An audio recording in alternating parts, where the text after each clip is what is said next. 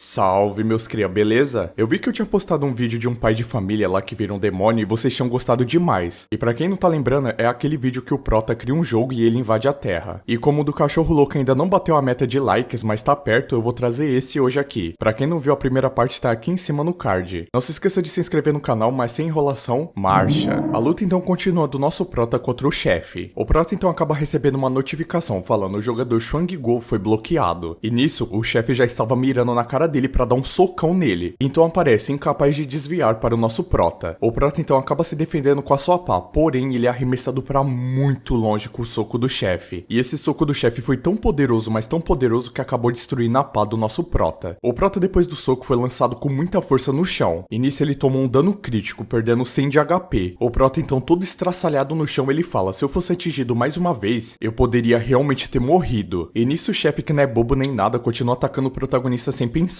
E o Prota tava tentando fazer o máximo que ele podia, tentando desviar no máximo que dava. E na hora que o Prota tava correndo, ele fala assim, não pense que só você pode ficar furioso, mas eu também posso. E assim ele acaba abrindo a sua janela de sistema. E na janela de sistema estava dito assim, duração da missão de mudança de profissão de raça demoníaca, 4 minutos e 30 segundos. E duração da habilidade frenética, apenas 12 segundos. O Prota então acaba olhando para o sistema e ele fala, esse é o meu trunfo. E assim ele clica no símbolo da raça demoníaca e era a transformação da raça demoníaca. Nisso uma aura azul começa a sair do corpo do protagonista. A camisa então do Prota começa a se rasgar também. E assim ele ativa a corrida demoníaca durante 29 segundos, tendo seu corpo se transformado em um demônio. Mas não só isso, todos os atributos do Prota foi aumentado na sua janela de sistema, ganhando assim mais 20 em todos os atributos da sua janela de sistema. E ele fala, depois de se transformar em um demônio, todos os seus atributos aumentam em 20. E ele fala, minha energia está transbordando. Sob o estado demoníaco, eu poderia até vencer se lutasse sozinho com um jogador de nível 30. O Homem-Fera Luke ele está no estado de Berserker, mas ainda sinto medo. E aos seus olhos, o Xuang Guo se tornou muito malvado, grande e forte. Bom, não precisava nem falar disso, né? O cara tava com o maior sorriso de psicopata. Se bem que toda a obra que eu tô trazendo aqui, os protagonistas estão parecendo mais vilão do que os próprios vilões, né? Nisso o boss ele começa a ficar tão desesperado de medo do protagonista, ele começa a atacar pedrinhas no protagonista, mano. O que o desespero não faz, né? O protagonista sorrindo apenas pega uma das pedras com a mão e acaba assim despedaçando aquela pedra falando, você está preparado? Porque agora é a minha vez de bater em você. O protagonista então parte em direção ao Nuke em alta velocidade e ele fala, coma o meu soco sério. O maluco virou Saitama do nada. E nisso o protagonista acaba acertando um socão em cheio na cara do Luca. E não satisfeito com isso, ele acaba dando um uppercut nele. E assim ele acabou tirando menos 30 e depois menos 70 de vida do boss. O Prota então pensa, sob esse estado eu sou muito mais forte, mas a duração é extremamente curta, apenas uns minúsculos 30 segundos. Se depois de 30 segundos eu não conseguir derrotar o chefe Luca, a situação pode se reverter novamente, e eu não posso dar nenhuma chance de retorno para ele. E o Prota ele não parava de espancar o Nuke enquanto ele tava falando. E no primeiro andar da masmorra do lobo demônio, toda aquela equipe que entrou junto com o Prota havia derrotado os lobos demoníacos. Porém todos eles já estavam como exaustos no chão deitados. Um deles então comenta, finalmente vencemos, eu estou tão exausto. E a bruxinha fala assim, a minha varinha mágica está prestes a quebrar em breve. Porém de repente eles acabam escutando mais barulhos. E um dos garotos pergunta que som era esse sobre o solo, será que havia mais problemas de novo? E a bruxinha fala, parece que tá tendo uma luta de monstros e está embaixo de nós. O líder do grupo então fala assim, vocês têm que se recuperar primeiro, mas estejam sempre em alerta. Então aparece uma janela de sistema falando que o chefe meio homem-fera, Luca, foi eliminado. Parabéns, você concluiu a masmorra do lobo demoníaco. E nisso os 4 do time não estavam nem entendendo o que estava acontecendo. E eles estavam se perguntando se eles finalizaram a masmorra assim. E na sala do chefe da masmorra do lobo demoníaco, apareceu algumas notificações para o Prota, falando que ele finalmente havia derrotado o boss e que ele subiu alguns níveis. E assim aparece outro sistema dourado falando assim, parabéns jogador Xuang Guo, você completou a missão de mudança de profissão do demônio. E o Prota estava completamente destruído e acabado do lado do corpo do Nuka. E ele só conseguia falar, mano, finalmente isso aqui acabou, cara, achei que eu ia de Lalau. E assim o protagonista acaba abrindo seu inventário para ver o que tinha dropado. E tinha dropado um equipamento, colar estranho. E o nível do equipamento e o efeito do equipamento era desconhecido. O nível de raridade também era desconhecido. E estava escrito embaixo que parecia ser um colar de alta qualidade. O Prota então acabou olhando os cristais que tinham dropado e ele fica muito feliz, falando que tinha dropado muitos cristais mágicos. Então ele olha pra um e ele fala que, bom, esse daqui deve ser um cristal azul de alta qualidade perfeita. Lembrando que o Prota ele só tá fazendo tudo isso, ele só entrou nessa dungeon na verdade porque ele e a filha dele estão meio que passando fome. Ele não tem dinheiro nem sequer pra comprar comida pra sua filha e pra ele. Tá vendo que paizão do ano? Então temos algumas explicações sobre os cristais. E é dito, para cada cristal de classificação, ele é distribuído em 3 seleções, que são as classificações normal, puro e perfeito. Cristal mágico azul normalmente é classificado como D e tem uma luz fraca. Uma má qualidade tem outras coisas estranhas dentro. E o cristal de rank D puro, o cristal mágico ele é mais brilhante e transparente. De alta qualidade não tem nada dentro dele. O cristal mágico azul perfeito de classificação D é ainda mais brilhante e é como uma joia por dentro. O valor do cristal mágico azul perfeito é muito maior do que o cristal azul normal, e é o melhor material para fabricar e fazer um desgaste ao equipamento. Um cristal mágico perfeito pode ser trocado por 100 cristais mágicos azul, no caso os azul normal do mesmo nível. E um cristal mágico azul normal vale $1000, e 100 cristais valem $100.000. O Prota então só consegue se imaginar com a sua filha com um banquete imenso na sua mesa, e a sua filha comendo o máximo que ela podia e falando: papai, eu te amo demais, e sorrindo muito. E ele fica todo bobo pensando que a sua filha vai poder comer direito agora. E depois de toda essa confusão louca, ele acaba se lembrando que a sua pá estava quebrada. E ele fala: mano, eu tenho que encontrar alguém o mais rápido possível para criar uma arma forte para mim. E com toda certeza eu já estou muito acostumado a usar uma pá para lutar. Porém ele acaba pegando aquele colar desconhecido. E ele fala: mas esse item é incapaz de se avaliar. E ele fica se perguntando se esse colar foi adicionado pelo jogo. De repente então o Prota acaba escutando um barulho e a porta estava se abrindo. E nisso o lobo de cabeça dupla acabou acordando. O Prota então fala: no cenário do jogo, uma vez que a porta de pedra for aberta, o lobo de cabeça dupla acordará. E com essa configuração, mesmo com o remédio de dormir, não vai funcionar. E ele até fica debochando: que idiota que fez essa configuração. O Prota então pensa: eu deveria sair daqui antes que o lobo de 2 cabeças me note. Então o Prota acaba se pendurando na corda que ele veio lá de cima. E ele fala: eu eliminei o chefe, então vou deixar que vocês lidem com o lobo de 2 cabeças. E na hora que o time dele acaba chegando no local, o garoto se pergunta por que o chefe está morto quando a porta de pedra nem sequer foi aberta. E a bruxinha fala assim: essa masmorra com certeza é misteriosa e estranha. Ao ver que o lobo ainda estava vivo e o chefe já estava morto, eles ficam se perguntando se o lobo de 2 cabeças traiu e matou seu chefe. E nisso o lobo de 2 cabeças acabou notando a presença deles e já ia começar a atacar. E eles falam que essa masmorra não é apenas estranha, mas também é muito louca. A cena então muda e uma notificação aparece, falando que o lobo de 2 cabeças foi eliminado. E o garoto fala: nessa masmorra obtivemos um lucro negativo e até perdemos um artefato. Então só conseguir alguns cristais mágicos de rank e itens de lixo não compensou nem um pouco. Nem sequer uma arma boa foi derrubada. E nisso aparece outra notificação no sistema, dizendo: o tempo de conclusão da masmorra do lobo demoníaco é de 58 minutos e 2 segundos. Quebrou o recorde anterior. O sistema reportará essa notícia globalmente. Deseja ocultar o nome e não anunciá-lo globalmente? E o líder acabou clicando em não. E a notificação fala: antes de anunciar, você gostaria de nomear um nome legal para o seu time? E eles ficam pensando, e o líder fala assim: bom, vamos nomeá-lo como Esquadrão do Lagarto Flamejante. Então aparece outra notificação, só que dessa vez dourada, e diz: parabéns, membros do Esquadrão Lagarto Flamejante, Shen Genxing, Shi Xiaozhong, Kui Jin X, Ji-un Kang e Xuang Go por terem quebrado o recorde da masmorra do lobo demoníaco. E o tempo de limpeza foi o mais rápido até o momento. Todos os membros da equipe obtiveram o título de caçador de lobos. E o tempo que a masmorra foi limpa foi de 58 minutos e 2 segundos. E nisso as pessoas que estavam vendo falam que 58 minutos era muito rápido, e que o estúdio de limpeza mais rápido que ajuda a carregar também leva mais de 1 hora para limpar a masmorra do lobo demoníaco. E eles ficam falando que esse grupo de pessoas definitivamente usou algum tipo de artefato. E outra pessoa fala que o dragão relâmpago usou também 3 artefatos, mas levou 1h30 para limpá-los. E tudo isso era muito incrível. E nisso o garoto fala assim: chefe, agora somos muito famosos. Agora podemos entrar em algumas boas guildas. E na janela de sistema falava: título de caçador de lobos, obtido quando a masmorra do lobo demoníaco é concluída em 1 hora. Ao usar o título, o poder de ataque aumenta em 7%. O garoto fala assim: uau, o título de caçador de lobos dá um buff de atributo. Aquele mineiro com certeza obteve muito sucesso nessa masmorra. Então o grupo acaba se encontrando com o protagonista de novo. E o garoto pergunta assim: você cava por quanto tempo? Ou só cava até certo ponto? E o Prota fala assim: desculpe, mas todas as minhas pás estragaram. E o Prota também estava completamente todo machucado. Até as roupas do cara estavam muito rasgadas. E o cara fala assim: então azarado, talvez encontramos um bastardo que não sabe cavar bem. Esses poucos cristais mágicos não podem nem pagar as poções que usamos. Ainda permitimos que você obtenha esse título de graça. Estamos pegando todos os cristais mágicos. Então vamos lá, a masmorra já está fechando em breve. A bruxinha então fala assim: só espere um momento. Como prometido anteriormente, essa é a sua parte. E o nosso Prota, que não é bobo nem nada, ele fala assim: muito obrigado.